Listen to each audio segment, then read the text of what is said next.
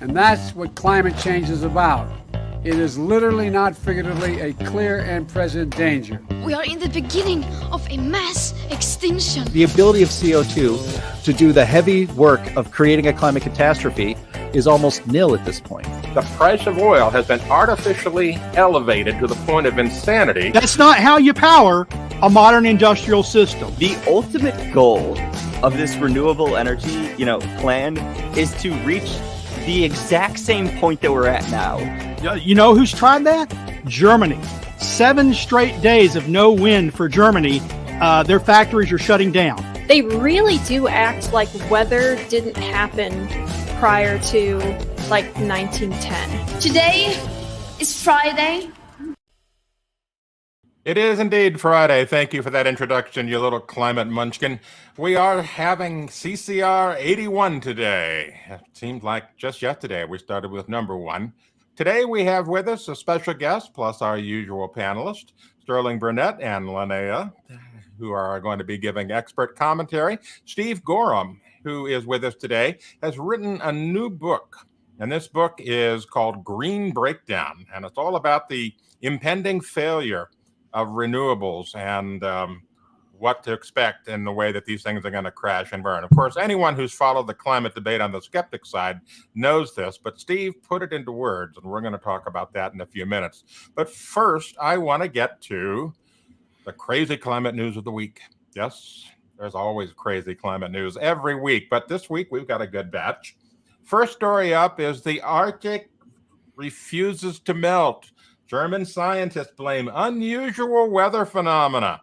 Yes, that's right. It's climate if it melts, but if it's not melting, it's weather. Go figure, right? Now, here's the thing. We have this fantastic graph here, and, if you look at it closely, between about 2007 and 2015, and if you were to draw a red line across there, you would see that there's no trend at all. There it is. See that?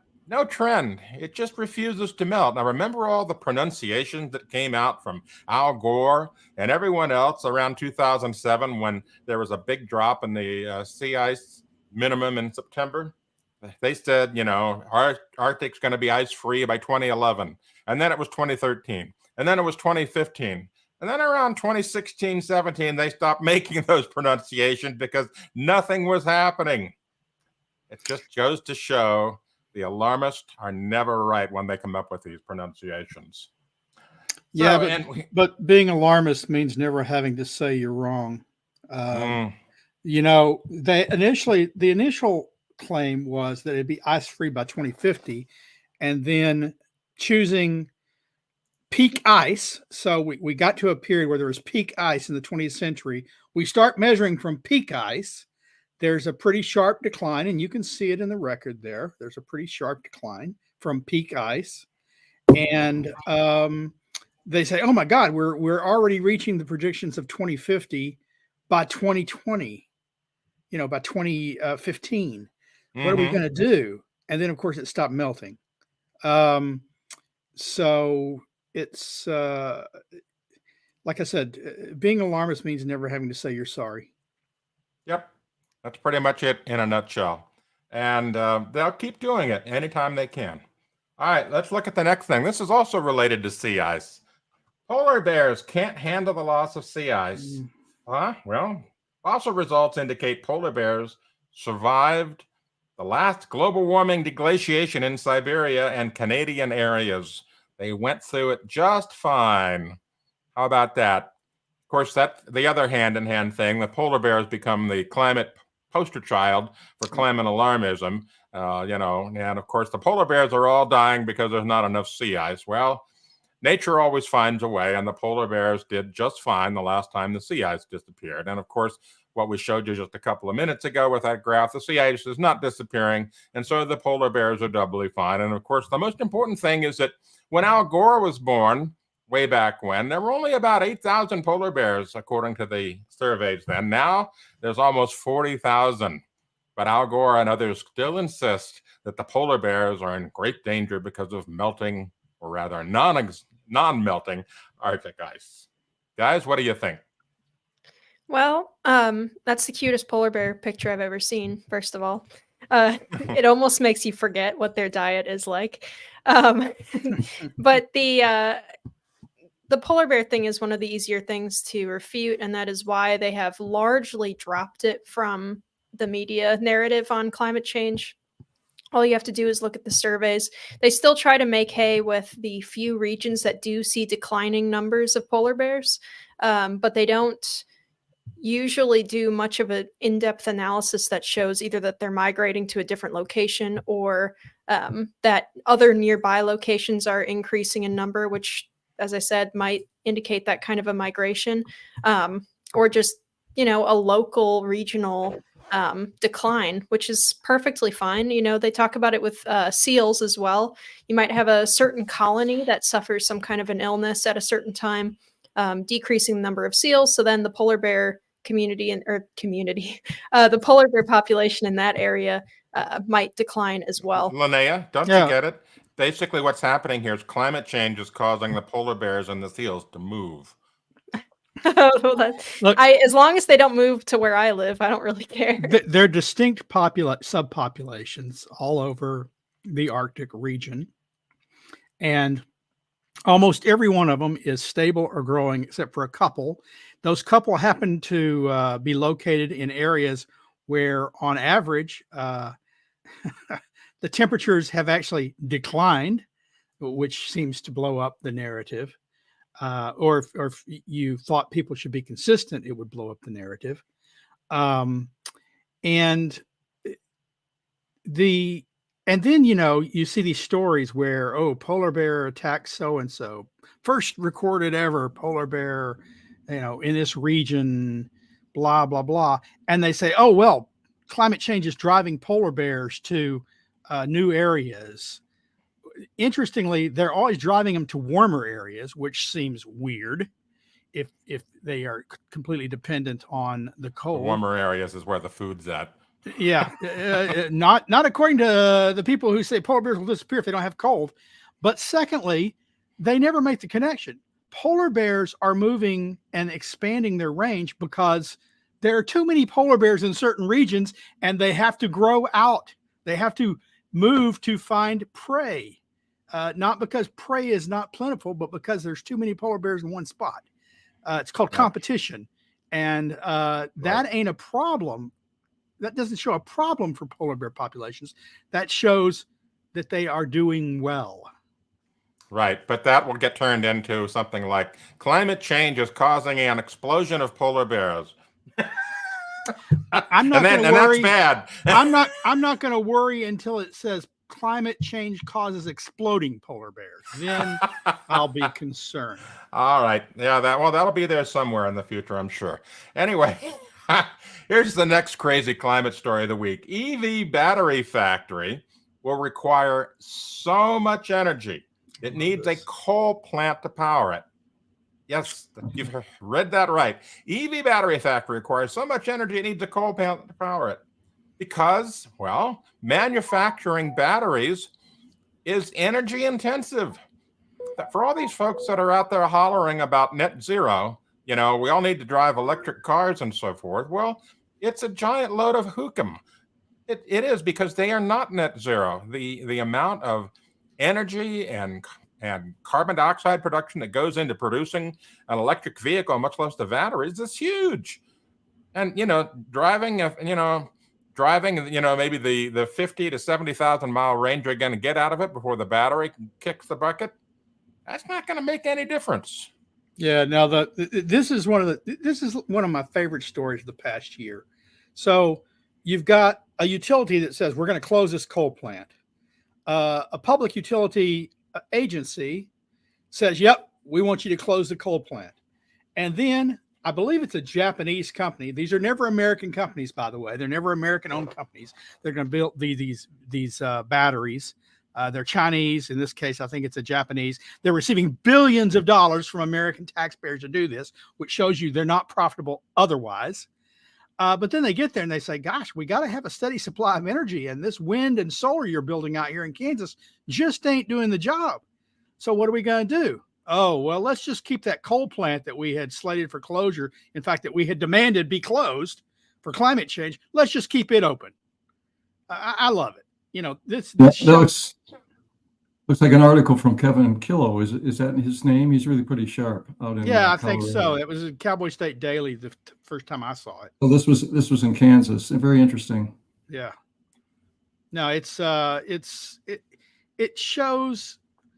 I won't say the hypocrisy. But it shows the foolishness of the whole idea that A, these things can be net zero, and B, that we can do without baseload reliable power. Because Kansas has built a lot of wind turbines. And yet, all those wind turbines aren't guaranteed to keep that new factory running.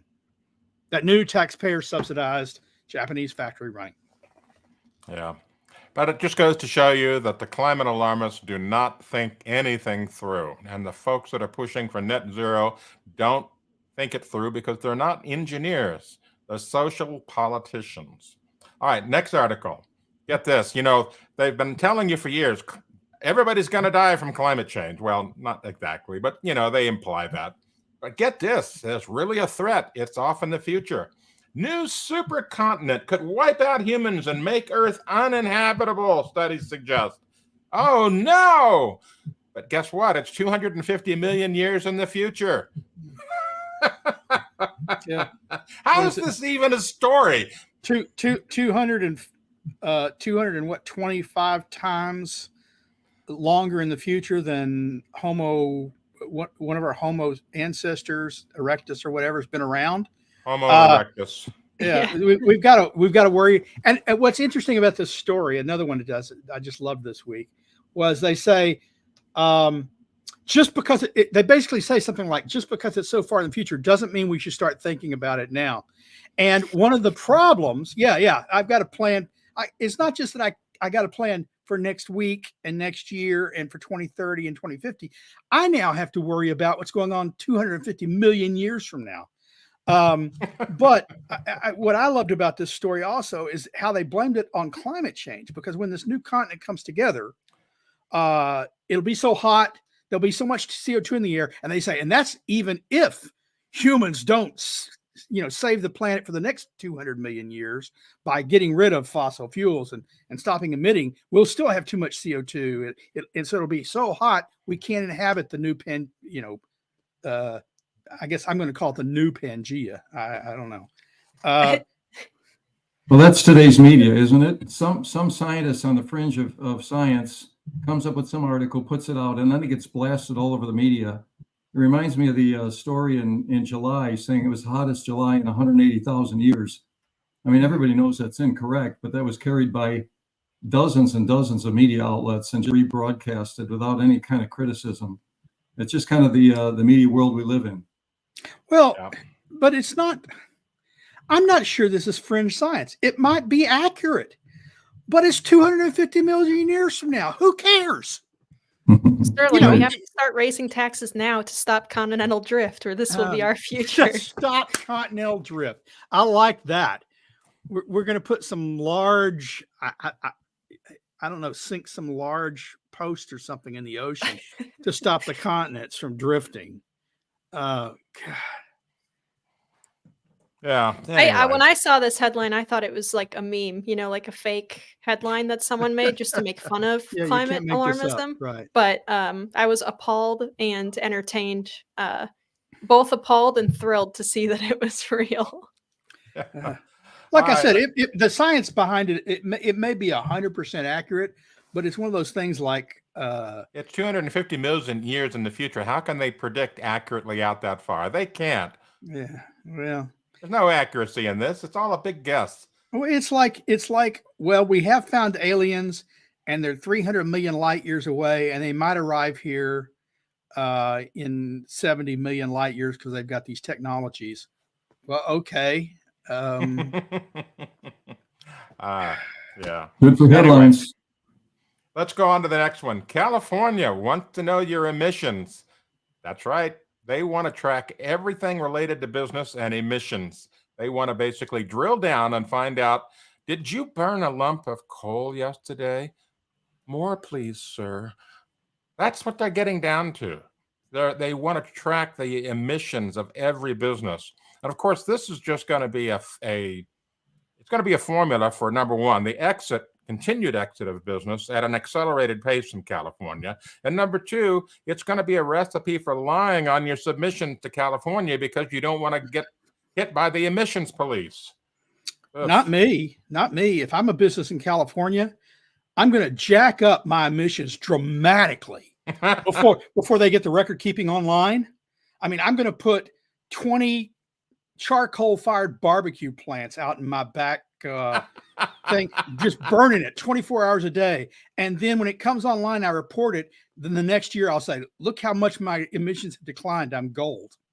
Yeah, well, there you go. Unfortunately, this is a big impact for a lot of companies. This is called the California Corporate Data Accountability Act, California SB 253. The legislature has passed it. The governor says he's about to sign it. It says that companies with revenues in excess of $1 billion that do business in California, no matter where you're located, you have to publicly disclose your emissions, and not only your scope 1 direct emissions, but also your scope 2 indirect emissions, energy, and your scope 3 indirect emissions from your supply chain. So that means a company like Apple or Chevron or anybody who is a big company and does business in California has got to go to all their suppliers and say, okay, tell us all your indirect emissions for all the products you're shipping to us. Really, really bad situation that companies are going to have to react to. Well, the SEC was trying to do the same thing recently, and they put that on hold. But, you know, I guess my main question is, where do they think they get the authority to do this? And what if a company just tells them to go take a flying leap? Sorry, ain't going to do it. I'm not responsible for somebody else's emissions. I have no authority to tell them to report to me, and you can't grant me authority to tell them to report to me. Let's wind up in court. We'd have to check and see what's in the bill. Maybe California will try and bar them from doing business in California. So I don't know. Hope not. Yeah. Well, anyway. I hope so. And then let them leave California and shut the whole place down. I want it to go dark. I want California to go dark and see the results of their and then action. Fall into the sea. All right. One final story here. We're going to do this quickly. Yes. China climate envoy says phasing out fossil fuels is unrealistic. Meanwhile, while California is drilling down on how many lumps of coal you burn, well, maybe this is why. If solar or wind were good alternatives, they wouldn't need political advocates like, being propped up with subsidies from the government. They'd win out on the market themselves. People would flock to buying this stuff. Companies would just fall over themselves to try to get more wind and solar if it worked. It doesn't. You want to know the best proof that it doesn't work? So Congress has been subsidizing this stuff for more than 30 years now. And we've been told for more than 30 years, as long as I've been doing this, that their cost competitiveness is just around the corner. And right now I'm told wind and solar are cheaper than other sources of energy. And yet every budget, every time they have to come up with that omnibus because they didn't get their budgeting done as they were supposed to on time. And the subsidies lapse for days or weeks, just for days or weeks. Factories shut down.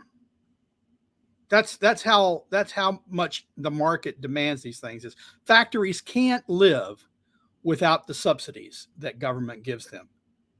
And so don't tell me that they survive in the marketplace. People are unemployed for days or weeks because, they shut down immediately. As soon as the subsidy lapses, the guys come in and say, you guys don't need to show up for work tomorrow. Yeah, well, go figure. What can you do? These folks they're on a mission.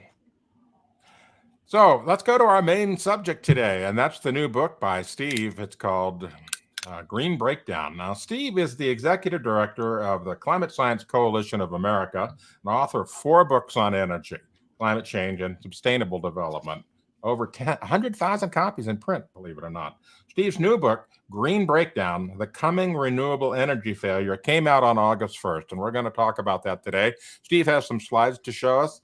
And first, I just want to quickly ask you to give us a brief overview of this book, Steve, and tell us why, other than the obvious things we've already talked about, green energy is doomed to failure.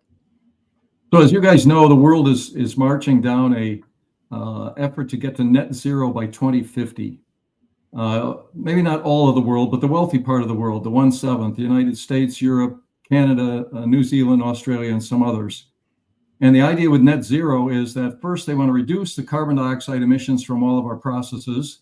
And they're in all of our processes, all of our transportation, our industry, our home heating, our electricity. They want to reduce those emissions as low as possible. And then they say they want to capture whatever they can't reduce, a so-called carbon dioxide capture and storage.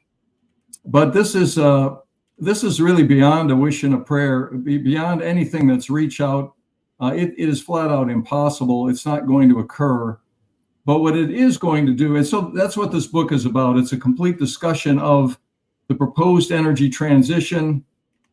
It's got some energy history. It's got a chapter on climate change, but then it talks about your utilities, your home appliances, electric vehicles, heavy industry, heavy transportation. It talks about the recent energy crisis in Europe, and then it predicts some things for the future. But there are four big issues that are going to be occurring and that are going to lead us to a breakdown in this idea of getting to net zero. And those are, in summary, higher energy prices, electricity blackouts, less freedom for people, and finally, transnational energy shocks like we saw in Europe over the last 2 years. And the conclusion of the book is that people are going to reject this. They're going to return to low-cost, reliable energy. That's what they're going to demand. We're seeing a little bit of that occurring in Europe, but it is going to take a decade or two for this to get turned around, I believe. All right. So, Steve, we've talked about a number of different topics on this program, and you've sent us a slide deck to talk about. So I'm going to start off with that. We've talked about this before, but aren't human CO2 emissions causing hurricanes to become more frequent and stronger, as the headlines proclaim, and this is one of the reasons why we have to be into the green energy thing? Yeah, that's what they say. Well, this year we had Hurricane Idalia make landfall. We've only had one hurricane make landfall in the U.S. this year. Typically, it's about two. That was in the panhandle of Florida. It was a very big storm, Category 3. We also had Hurricane Lee, which missed the U.S., became a tropical storm, went up and hit Nova Scotia, I believe. But of course, NPR and USA Today and CNN ring with how all these headlines of how this is caused by our emissions, our neighbor's SUV, our power plants, and the storms are getting more frequent and more severe. But if you look at history, you can go to data from our own U.S. government. We've had about 150 hurricanes that have made, about 300 hurricanes that have made landfall in the last 150 years. Many of those, about a third of those, were Category 3 or stronger. We've had a dozen years when two or more Category 3 hurricanes have hit the U.S. And then if you look at the trends, the number of hurricanes making landfall in the U.S. has actually been slowly declining since about the 1870s or so. We used to get a little bit more than 2 hurricanes a year make landfall. Now it's a little bit less. There's also great satellite data. We have satellites look down now and provide data to scientists, and they've been doing that for about 50 years. And they track every tropical cyclone that's on the surface of the Earth, and it produces a couple curves. If you're showing this, it has on the top is the number of tropical storms in any 12-month period. So go back a slide there. Oh, that's the one right there. And those are typically about 90 in any 12-month period. And then the number of hurricanes, which is the gray curve down below, typically about 40 or 45. But you look at this data and there's really no trend in more tropical storms.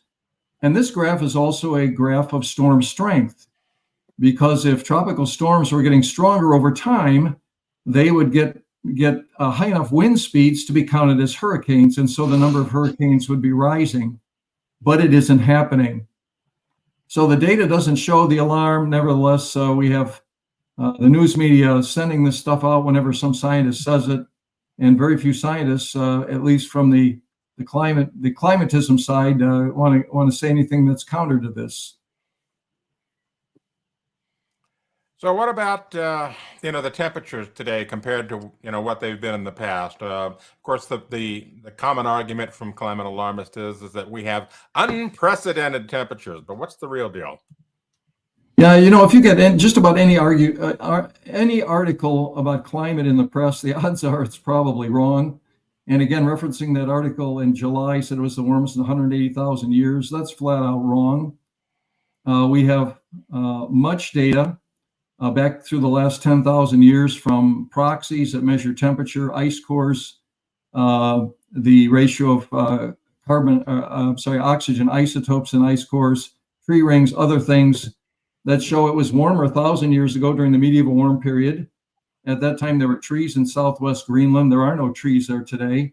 2,000 years ago, when the Romans conquered the Mediterranean, at that time, they were growing olives in the area that is Germany today. And 4,000, 8,000 years ago, today's climate is not historically warm. And by the way, during those warm periods, all those polar bears would have died out, right? They're a mirage whenever they put up those polar bear pictures. And just to give you one bit of evidence, if any of your listeners or viewers have been to the Rhone Glacier in central Switzerland, that's a big glacier in the middle of Switzerland. The Rhone River is sourced there, flows out into France, down in the Mediterranean. It's got wall-to-wall ice between a couple mountains.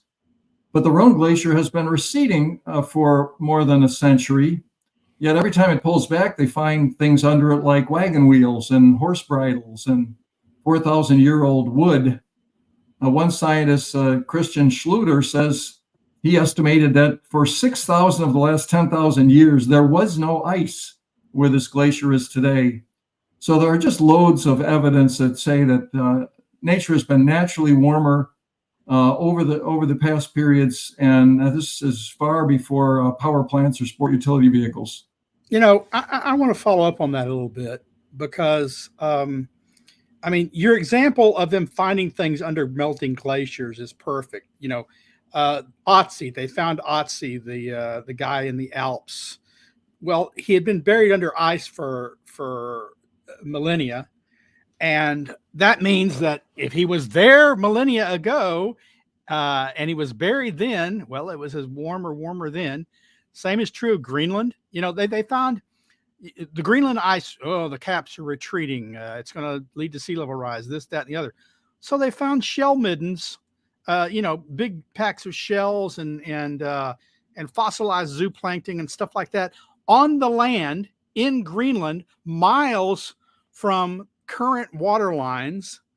And that tells you that there was a shore there at one time, not that long ago, like 4,000 to 6,000 years ago.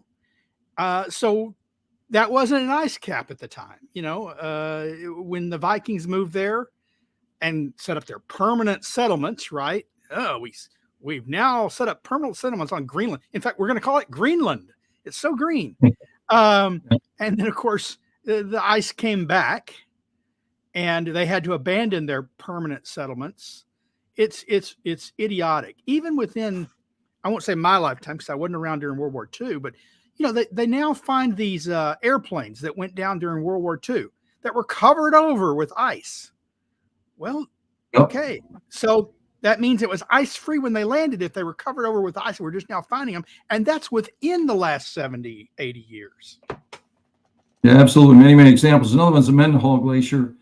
The Mendenhall Glacier near Juneau has been retreating for about a century, and they put up pictures showing the old glacier and the new one. But just about 8 years ago, scientists from Southwest Alaska University went down into ice caves under the glacier. I don't think I have an image on this one. But under the glacier in these ice caves, they found tree stumps, and they still had the roots in the ground, and they radiocarbon dated them. They were 1,000 years old. They grew up during the medieval warm period. So 1,000 years ago, we had a forest where today we have a glacier on top of it. But there's mountains of evidence. Today's climate is not historically warm. Yeah, my favorite of these kinds of examples are those European hunger stones. So there are these stone tablets that were submerged in rivers hundreds of years ago, and the people back then would make markings on them to show the water level, to say, hey, this is the effect of the water level being this low. We're having a famine or whatever it happens to be. And they recently became uncovered by some dropping water levels due to some drought in Europe.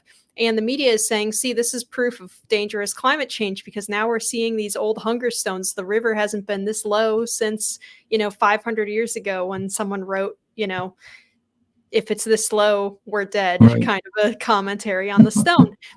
But they don't realize, as they're writing this, that this is just proving that it was that low in the past, but well before SUVs and, coal power plants. Multiple times in the past. Those hunger stones are interesting because it's not that they say, oh, in 1470 we had a drought. No, it's like in 1470, and then they find another stone. Well, in 1292, and then they find another stone, etched that was 500 years earlier. So it's gone up and down multiple times, and yet now it's all human cause, and it's dangerous now. It wasn't dangerous before.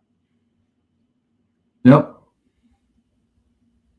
All righty. So what do we got next, Steve? I think we're talking about forest fires as another reason for why, we have to be involved in this switch to green, because apparently green electronics and cars and so forth don't cause forest fires or contribute to the things that cause forest fires. Yeah, as Linnea said earlier, they've kind of tailed off with the polar bears because the argument's been raised against those. But the big new one is forest fires. Every time you have a fire in Canada, in Hawaii, in California, then that has to be caused by man-made warming.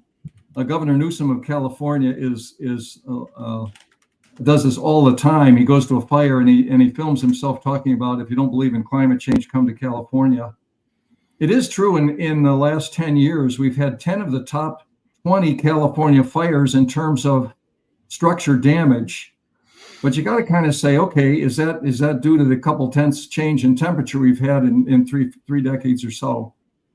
2018, the Little Hoover Commission studied the problem and said, A, there was a century of fire suppression in California, and B, that fires were the way forests stay healthy. And that fire suppression has caused forests that have been clogged with dead trees. We have timber harvesting in California down 65% in the last 30 years. And then also in 2018, the U.S. Forest Service said they estimated there were 147 million dead trees in California. And so when they have these fires, they just go crazy. They can't put them out and they burn vast areas. But really an interesting thing from NASA a couple of years ago, NASA again uses satellites to track global burned area from fires. Every August, we have about 10,000 fires burning on the surface of the Earth. But they reported that the global burned area has been declining now. It's down about 20% in the last 15 years or so. And so you really have to ask the question, are the fires in California due to climate change when burned area is declining across the world? The real answer is it's forest management. That's what California needs to do. If Governor Newsom thinks we can all drive SUVs and stop the forest fires in California, he really needs to get better advice. Well, he wants you to drive electric vehicles that he then tells you not to charge during the summer when there are forest fires, right? Because the fires are caused by down power lines. So we've got shortages. But you're right. You're 100% right. I've written about this probably dozens of times. Bad management. When Reagan was president, so a few years ago, we were taking out 12 billion board feet a year from national forests. Now we're less than 2 billion board feet a year. We started managing for ecosystems, like we're doing the ecosystems a great benefit when we let them burn to the ground. We ripped out thousands of miles of forest roads so you can't get to the fires before they reach structures.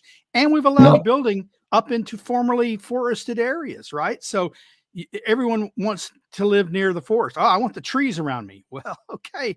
But when they burn, your house is now in the bullseye, right? It's called the expanding bullseye effect. Yeah, you're right. The environmentalists in California have made it difficult to even build roads through your land, even if you own the land, private property. And so it's difficult to clean up your forests nowadays. So there's just a lot of factors involved, but it isn't the small amount of temperature change. That's not what's causing it.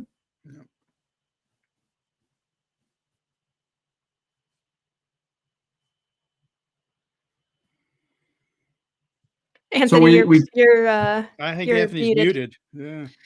are you muted? We talked earlier. I muted Anthony, myself so I could cough. There we go. So the first problem I mentioned about the coming breakdown is the cost of energy, the cost of electricity. And Sterling said earlier that, you see all these headlines about how renewables are cheaper.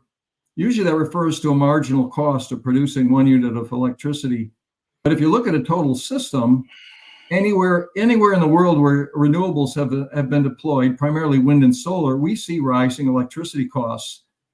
And this chart that I've been doing for about 6 or 7 years now graphs the wind and solar capacity, watts per person of a nation on the vertical axis, and the residential electricity price on the horizontal axis. And this is for all the nations of Europe. And if wind and solar were cheaper, the nations that use the most wind and solar would have the lowest electricity prices. But you see the exact opposite. You see an upward trending curve, and the nations that use the most wind and solar have the highest prices. Denmark and Germany are the big example. They have 3 times the price of electricity in the United States and Canada. We see a similar thing in the Western US as well.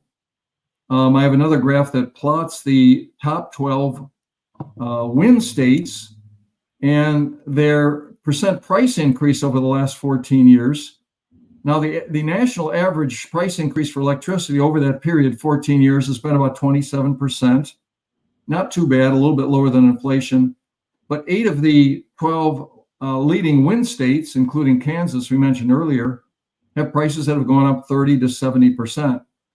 And of course, California takes the cake. California is now the second most expensive electricity state in the country, Green California, right behind Hawaii. But the problem is that these systems have to build transmissions out to remote areas, and they also have to account for intermittency. And so the more we deploy these renewables, the higher our electricity prices are going to rise. In part because of redundancy. You have to have assets, spinning reserves, just sitting around. You got to pay for those. You got to pay for those. If you got a gas plant or a coal plant or whatever your plant is, and it's just sitting there waiting to be ramped up and down, the costs don't change. You got to pay for that. And so that's added to your cost. You're right. So as you increase wind and solar penetration, you're building new wind and solar systems. You have to keep something like 90% of the existing plants ready to operate.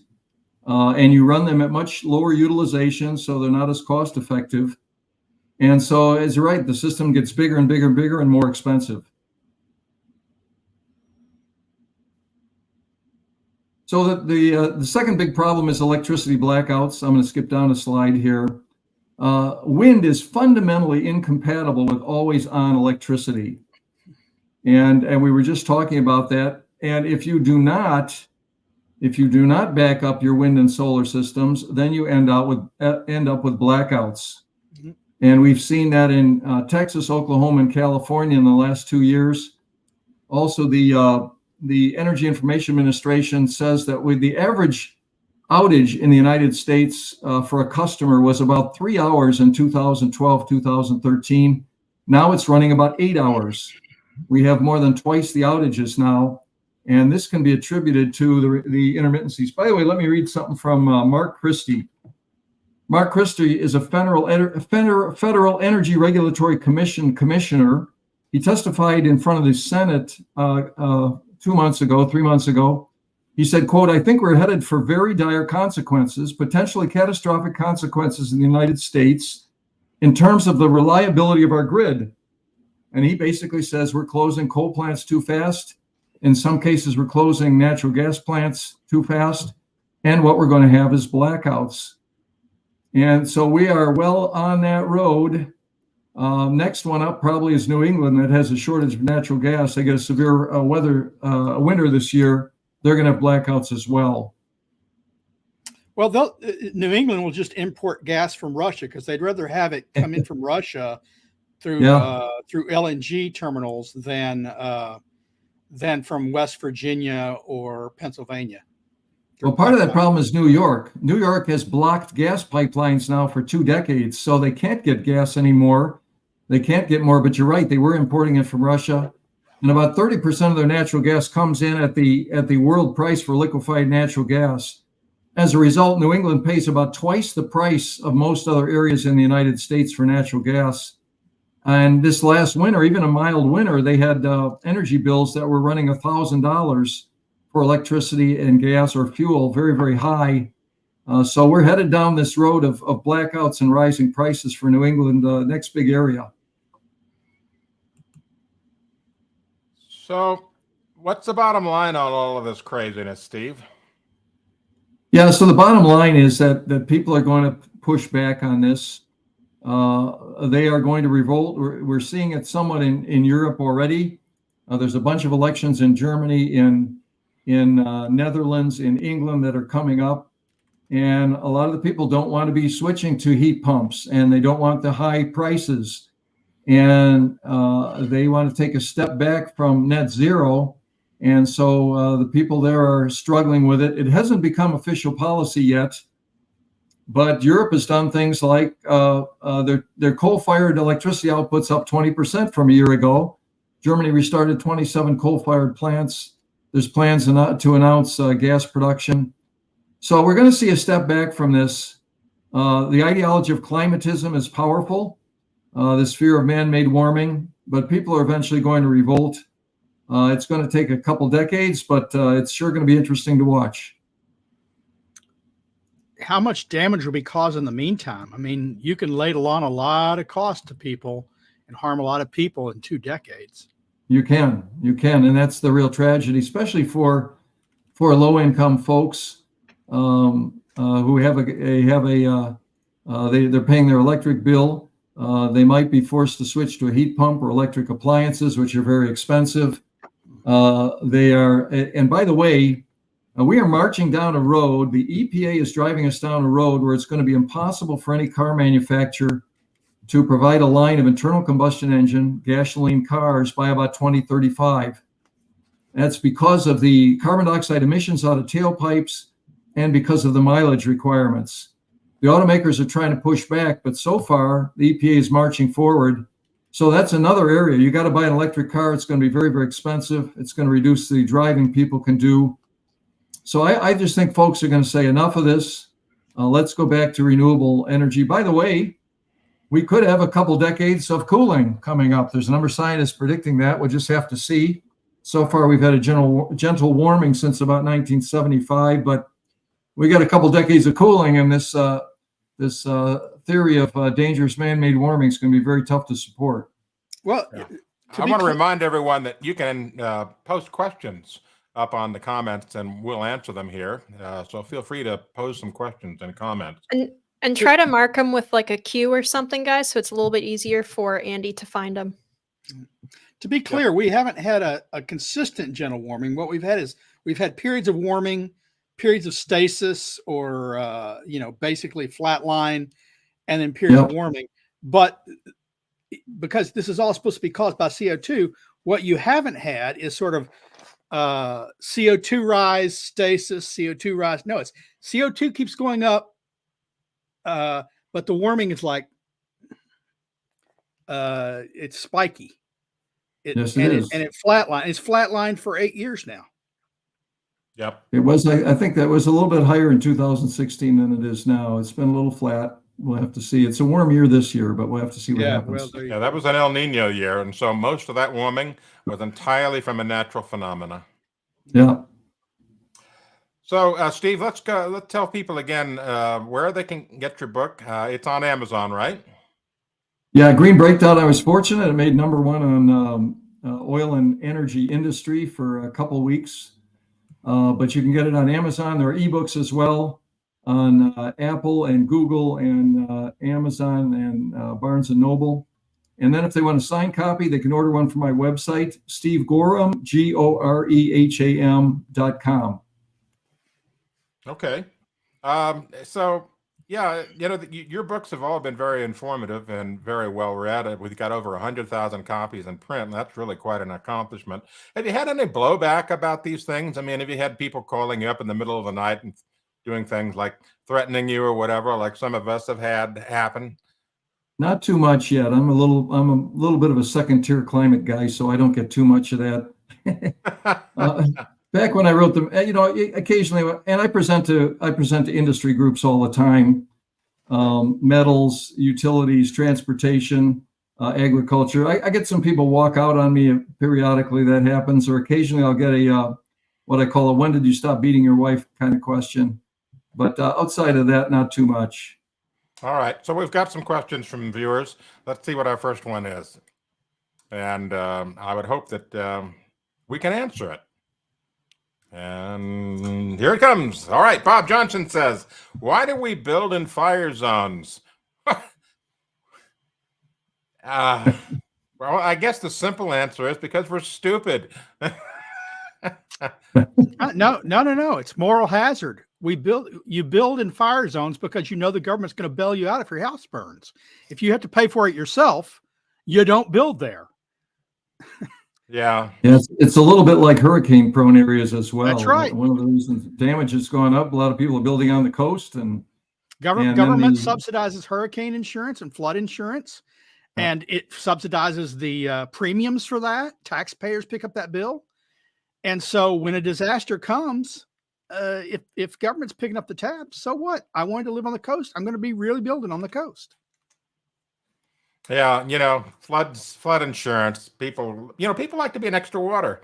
They like to be near the ocean. They like to be near the river. And of course that means either hurricane flooding or river flooding. And go figure. Dean Howgarth asks, why do the media never report on arson-caused forest fire? They never cover the follow-up.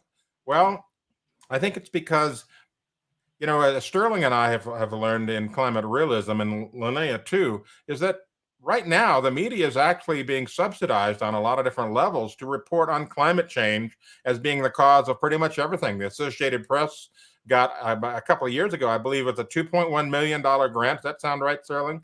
To put climate change stories out there.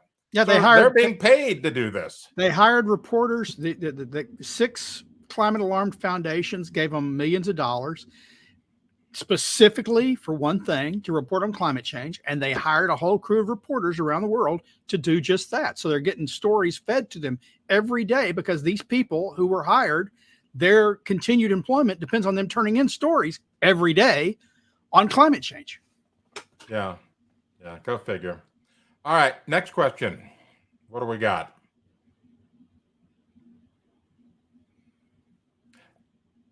Alien drone services. Gosh, I need one of those. Yes, Steve Goreham, will data centers, clouds, AI, web services, and so forth, eventually account for essentially all energy consumption? How are we going to keep up with the demand? Well, they are going up. I just wrote an article that was published in Daily Caller about, I think the International Energy Agency says about 1.5% of CO2 emissions come from data centers now. But everybody's switching over to AI, and the amount of AI infrastructure is supposed to increase a compounded rate of 44% per year for the next 5 years. And also, when you put in these AI servers, they use about 7 times as much electricity as a traditional data center server. And so you have a huge volume of electricity that's going to be coming online and needs to be sourced into these data or supplied to these data centers. So emissions from data centers probably going to go up by a factor of 10 in the next 10 years, which again is just another reason why net zero isn't going to occur. That plus the need for energy growth in the developing world. Again, net zero is one of the more foolish things we've ever decided that we ought to be doing. Yeah, I want to point out, I did a story on What's Up With That a few years ago about the new supercomputer at the National Center for Atmospheric Research in Boulder, Colorado. And they built this giant supercomputer, it's like a warehouse size, right? And you'd think they would put it in Boulder, where the scientists are. Ooh, what did they do? They put it in Wyoming. Why? Because Wyoming has cheap coal to power the electricity needed to run the data center. What hypocrites! Yeah, and Wyoming's a good place for data center type stuff anyway, because they don't have a humidity problem whatsoever in Wyoming. There is no dealing with that. Yeah. All right. Next question, if we have one. Catherine Burke, what about EV consumption of energy? And I would assume she means the growing need for EV charging and so forth. Is that going to be as big a problem as what we've got with, like AI data centers? It's going to be quite, if you're asking me, it is going to be quite a bit more. Actually, the idea of that we have to transition everything to electric for home heating and for appliances can be just as big. Work done by the New England ISO actually predicted that was going to be bigger for New England than adoption of electric vehicles. But, it is crazy. We've had this year, in the last 2 months, Texas, EPCOT, the energy authority there, has issued 10 alerts, electricity alerts, saying we're using too much, dial back your air conditioner, stop charging your EV, 10 in just 2 months. And so, again, we need to get back to reliable wind, solar, nuclear, and build enough capacity so that we can supply the energy needs of people and not telling them to keep dialing back their equipment. All right, one final question we have here, and that question is from Richard Voss. EU banks are pushing a big transition to net zero, intending to force non-compliant businesses out of the economy. How does this behemoth turn itself around? Well, I don't think it will turn itself around. It has to be an external force. Yeah, the momentum is so huge, especially in the banking world behind the net zero stuff and all the ESG stuff. I think it's going to take some pretty substantial public lashback at them. I'm more optimistic. So yeah. To some extent, they are like a train, right? They're on the tracks. They're going at 55 miles per hour. It takes a while to stop when you have to brake. But we're already seeing evidence of these banks, both in Europe and international banks, development banks, backing out of these net zero international agencies, right? They're dropping out of the UN agencies, the agreements that they had to go to net zero and ESG.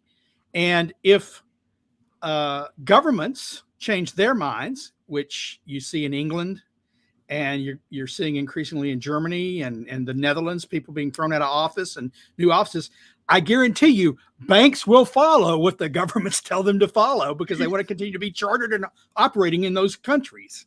So I'm a little bit more optimistic that this can turn itself around. Everyone thinks, oh, well, so-and-so bank dictates to. No. In the end, the chairman of Goldman Sachs can't call a single senator to account. You will come and testify, but the senator can call them. And so my suspicion is if the governments change their minds, the banks will change their minds. Let's hope that's the case. All right, I want to review once again. The title of the book is Green Breakdown, The Coming Renewable Energy Failure by Steve Goreham, and it is available on Amazon.com. In print as a paperback and also as a Kindle download. And I'd advise you to go get this book and read it. It's got a lot of good information in it and some things you haven't heard before. Steve, I want to thank you for coming on the program today and talking about your book and answering questions. And of course, I want to thank Linnea and Sterling for chiming in when they had points of interest and insight to add. I want to remind everyone to visit climaterealism.com, where we put down the media's crazy stories every day. Climateataglance.com, where we have rebuttals to specific points about climate from a scientific basis. And then finally, energyataglance.com, where we talk about different facets of renewable and non-renewable energy and how they are making humanity live its best life. Anyway, with that, I want to thank you and say that I'm Anthony Watt, Senior Fellow for Environment and Climate at the Heartland Institute, wishing you all a wonderful Friday and a great weekend. Bye-bye.